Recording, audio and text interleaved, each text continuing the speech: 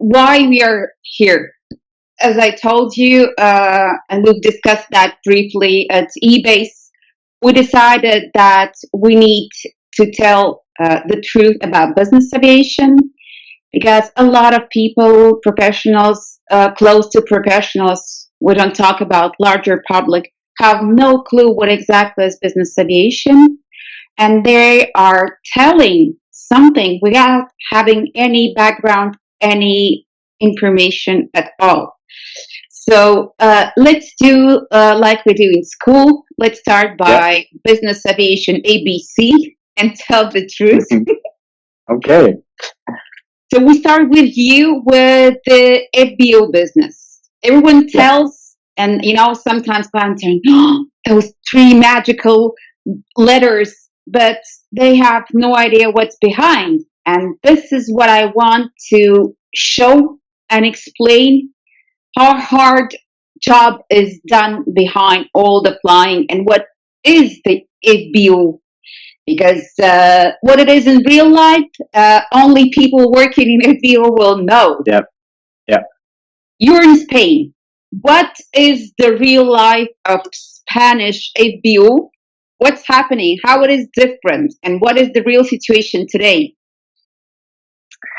Okay, good, Tatiana. Very good question, and thank you very much for having me here with you today. Because actually, I'm so excited to share what we are doing, to share what we know, to share what's our daily business, and especially how things are done and how things are working here, specifically in Spain. Because every country is different, and every country has his own rules and procedures. So I will be talking about Spanish side. So FBO, like you just said, those magical three letters that we hear so much at the airports. We hear it at all the shows and everywhere.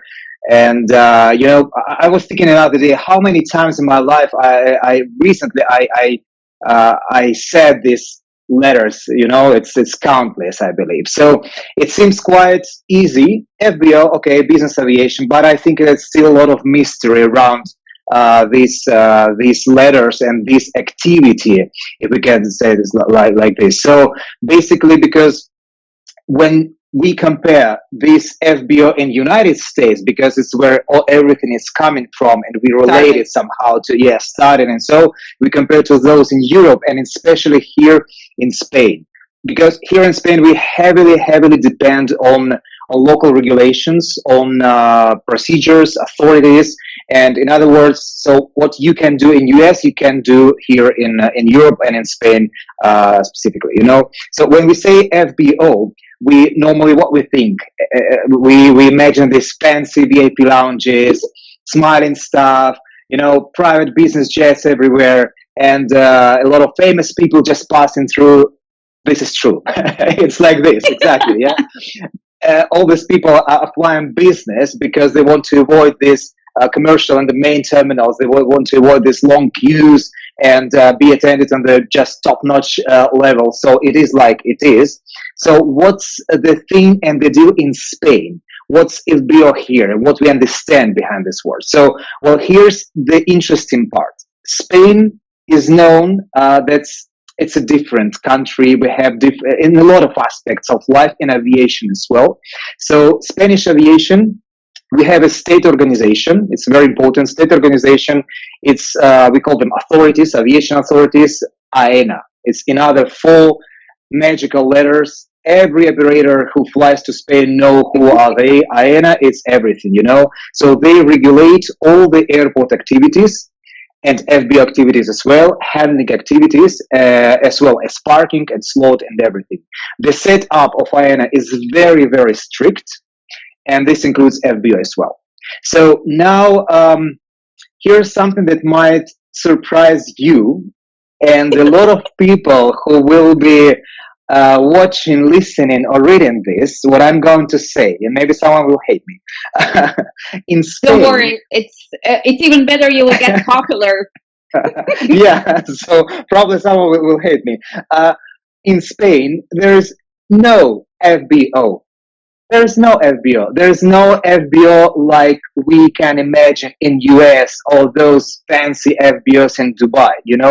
In Spain, what we have It's liberalized private air handling services. So any company that wants to handle a business jet or provide a handling services can go to AENA, do some paperwork, pay fees, provide upfront deposit, meet some security and insurance requirements and obligation, and voila, you're in the business. So tomorrow, those companies can, have their fancy website and claim that they provide FBO services in Spain, or they can provide handling services in Spain for the business aircraft and business operations.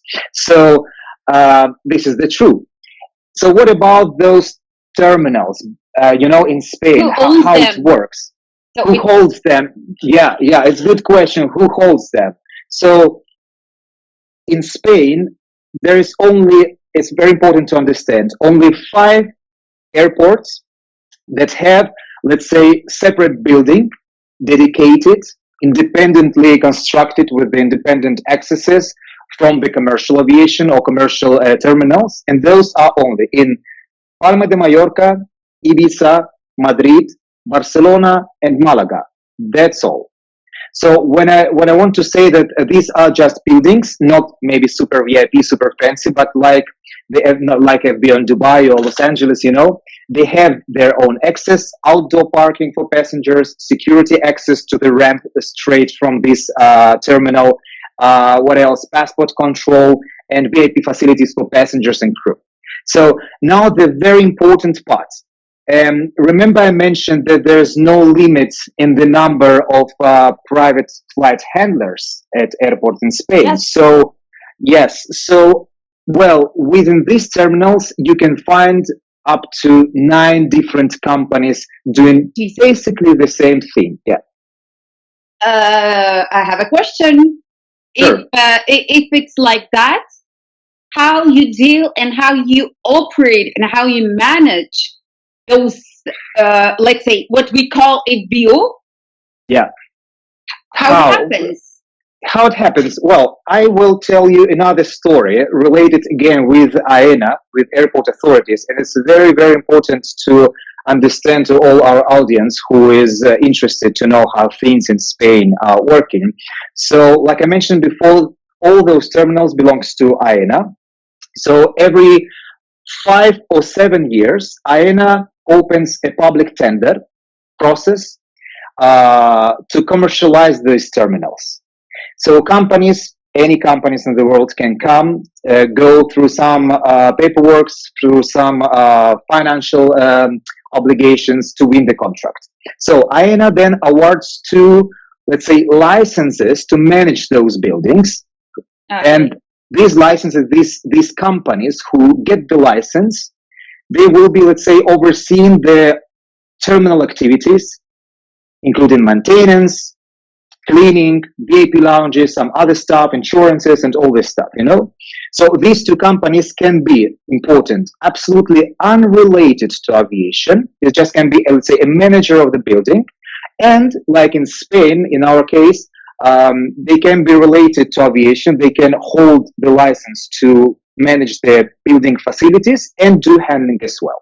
But it does not mean that only these 2 companies in the same airport, who exactly, only them can provide the, let's say, FBO services to the demand. No, they have, let's say, the obligation by the law to give absolutely open access to any of the companies who want to perform their activities at the airport. So basically, you asked before how you managing it. So I think I will let let's say Google to answer that question, because when you Google, for example, Palma de Mallorca FBO or Ibiza FBO, you probably can find up to 9 different options, but that does not mean there's 9 different sites or building or accesses. It is the same one, but with the 9 different operators working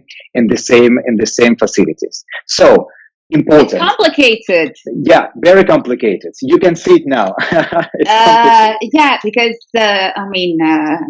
it's quite different in France. It's quite different Hmm. in two other countries where I was working in business aviation. So, you never stop learning.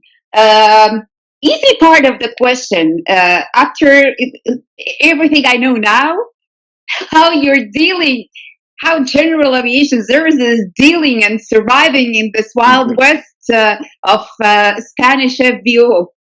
Yeah. I know. Well, we surviving and actually doing good because there's still some, you know, companies. Of course, I will not reveal their names. Who try and in the events that we are traveling, but it's true when we traveling through the base. Or now I'm going to Biggin Hill next week to attend the Air Charter Expo, then to Las Vegas and BAA. There's still our competitors. They're trying to say I have my own FBO in Palma de Mallorca. And this is not true. As I just Now we know. explained to you. Now we know this. We work under the same roof in Palma de Mallorca. You have your beautiful people working, and I have mine as well. So that it is. So how can we survive? You know, right now, General Aviation Service. Thank you for the question. We operate in 9 Spanish locations, main Spanish locations. We have our brand new location opened in Alicante Airport just a bit more than a month ago, and Yes. it's already gave very good results.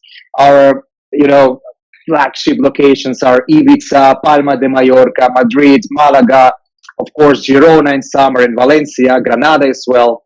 Um, how we survive. So very important is how we prepare to survive. So first of all, it's to have your own people and equipment on site and not depend on anyone. So at every location that I just mentioned, and you can Google it or see it on our website, we have our own station manager, deputy manager, quality control, and all necessary equipment to handle the aircraft and the aircraft needs, like tractor for pushback, toilet water service, GPU, baggage belt, or stairs where needed, So we have all of these. We do not depend on third party. Any other services? Yeah, exactly. So we can handle from the smallest plane or turboprop to the biggest one.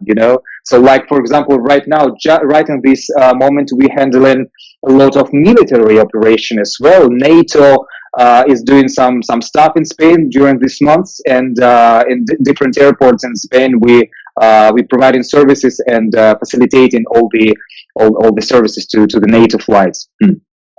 Again, easy question for you because you know how it works.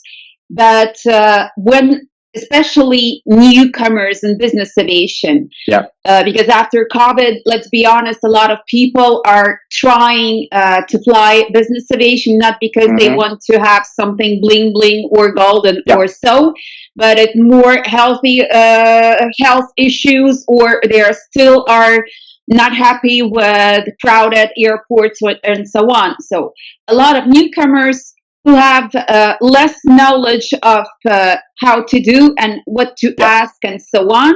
And with all the apps, it seems very easy. You pay immediately, but I would say you have to be very, very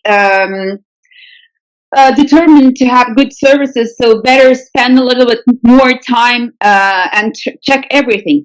How do people could do the right choice and choose the best provider? Because when you have, you told yourself, many of them will Google. Having no clue, no background, they will not look maybe at the company history and so on.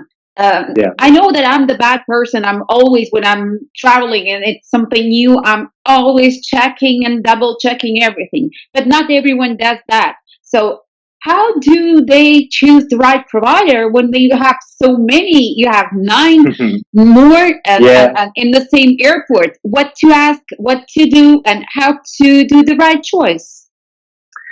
Oh yeah, it's a great question. So,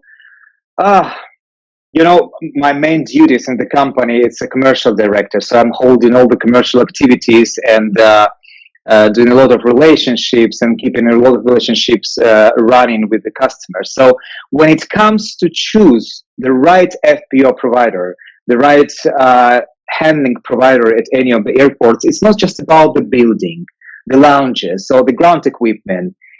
It's really about the selected the real partner where you can trust your operations and your flights. It's about this gaining this trust in your clients and paying attention to the tiniest detail. And for me, as one of the part of the board members, it's very important that all our people in our organization understand this, because every time that we have our meetings with the station managers, especially, we say we are not just only a handler or we are not only FBO. We are part of the luxury passenger experience. So this is one of the most important things they have to understand. So General Aviation Service, with over 45 years in Spanish market, became like a symbol of trust because of this, because our people are incredible. I'm so happy of every and each member of our team.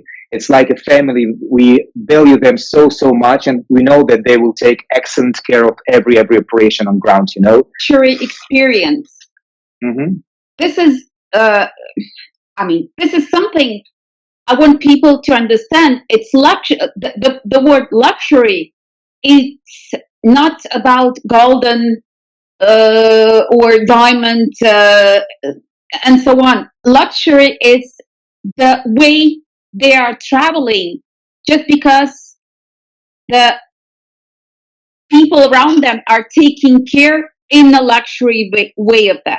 This is something I want people to understand. It's not about the price of the aircraft, because your team members, I guess, they are dealing, they're smiling and they are welcoming guests, and doesn't matter if it's a Beechcraft or a turboprop or it's a BBJ. This is something I want people to understand, that real FBO services, you can fly with a tiny little stuff and you will be luxury handled the same way as the BBG guests. This Absolutely. is something. You're right, because, you know, when we talk about luxury, it's something that those passengers who can afford this kind of travel, they have already this luxury style of living in their houses, in their cars, in their daily life, you know. So this maybe sometimes it's just minutes they spending inside the FBO, inside of one of our Mercedes Piano that we giving them for passenger transportation, you know. It's how they treat it during this time, because in the most of cases, I can tell you that the passenger don't tend to even use VIP lounges, because they have more luxury lounges at their home. Even the aircraft, they will be just taking a few minutes. It's incredible inside, much more incredible than all our lounges, you know. Or they will be traveling, they come into Mallorca and taking a yacht, a beautiful boat. So this luxury, when we're talking about FBO, it's the way they are treated during their stay. Passengers and of course crew, because when passengers are gone, they took their transportation to the hotel or whatever. We dealing with the crew. We provide them all the service and making them feel comfortable and very well attended as well.